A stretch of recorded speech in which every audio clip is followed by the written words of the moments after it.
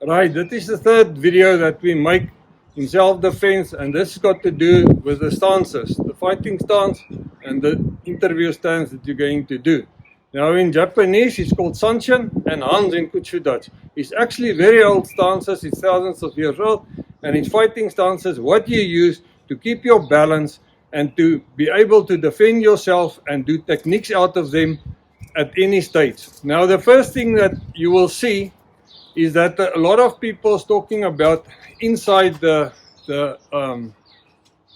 your shoulder width, or they say you must stand shoulder width with your feet apart.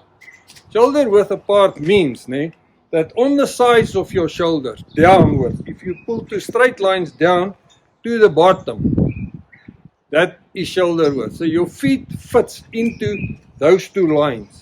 And we've drawn lines here at the back to show you how it works. So that is shoulder width. So we're going to do the two stances. The one is when your heel and your toe lines up. The other one is when there's about one of your own feet spaced between your 2 feet. How you measure your shoulder width is as follows. Bianca is my assistant here, and she will measure my shoulders. So what you do, you measure your shoulders from the one side to the other side, and you get the measurement like that.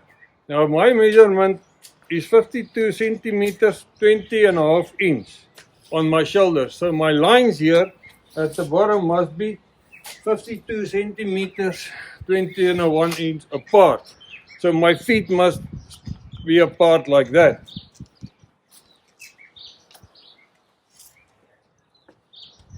Right.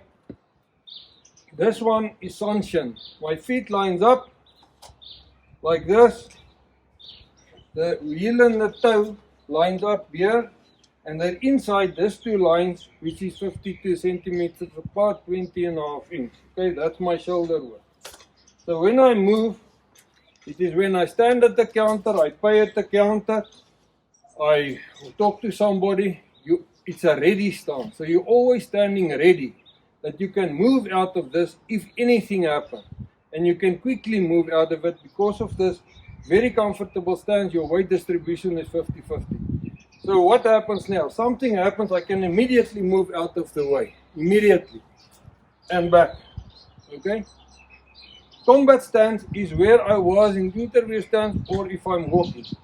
So if I walk, normally, usually, there's my one foot, I place the other foot there. That's a natural way. I walk naturally inside my lines and standing with my feet like this. So combat stance, or Hans and Kutsudachi, like you want to call it, if you want to talk in Japanese, is like this. Weight distribution is 50-50. I'm standing nice and strong, my hands is up. When I start to move, and I got to defend myself, go into fighting stance. From here I can do blows, kicks, pull a gun, whatever the case may be. So, there it is, just walking. Okay? Now just let me show you how important it is to have balance and stance correctly. So, Bianca is going to stand here for us so that you can see how it works. Standing with the feet together like this, where most normal people stand at a counter or whatever. That's why they easily become victims, because she's got absolutely no balance and she's not standing strong. So if I push her, look how easily she's off balance. I don't have to push her. Very, very light. I just use no power and she's totally out of balance.